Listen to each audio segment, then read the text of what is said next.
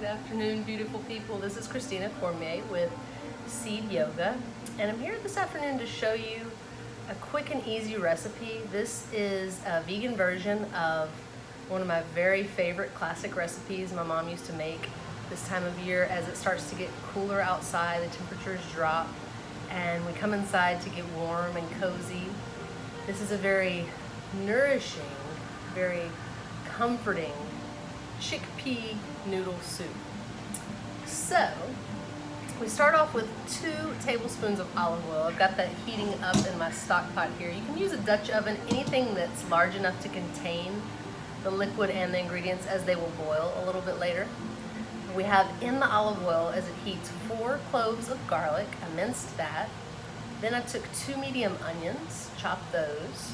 I have 4 medium carrots. I cut those pretty thinly so that they cook up quick. I have 4 stalks of celery. Those are also cut pretty thinly.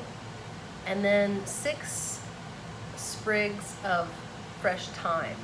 If you're using dry thyme, that's fine. Just use a little bit more. And 1 bay leaf. Mine is also dry. I grow those bay leaf and thyme at home, but I do usually dehydrate them. Thyme happens to be fresh right at the moment, but my bay leaf is dry.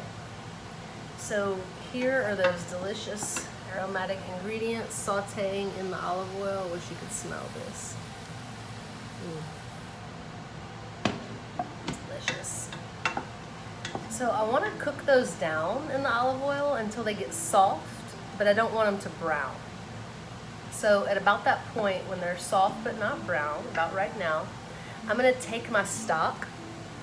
And this is a nice veggie stock that I made from my veggie scraps that I talked to you about last video. And I wanted to take a moment and talk a little bit about that.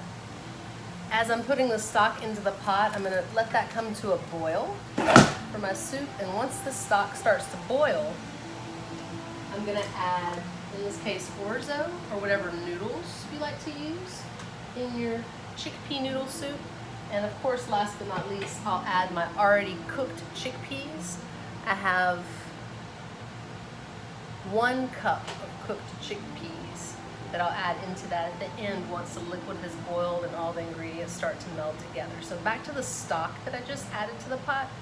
I wanted to remind you that the veggie scraps, as you're cutting up the ingredients to make this chicken soup, can actually be stored in the freezer in your stockpile bag. That's the celery, even the skins of the carrots, as I skin those, can all go into the stockpile bag. And that can stay in the freezer. I keep mine about a week or 2 at a time. I'm ready to make another stock until you fill it up, or I can keep it more than a month. And as long as it's in the freezer, I think it can go up to a month. So this is melting nicely. I'm going to let that, once it begins to boil, I'll, like I said, add how much orzo? I didn't say.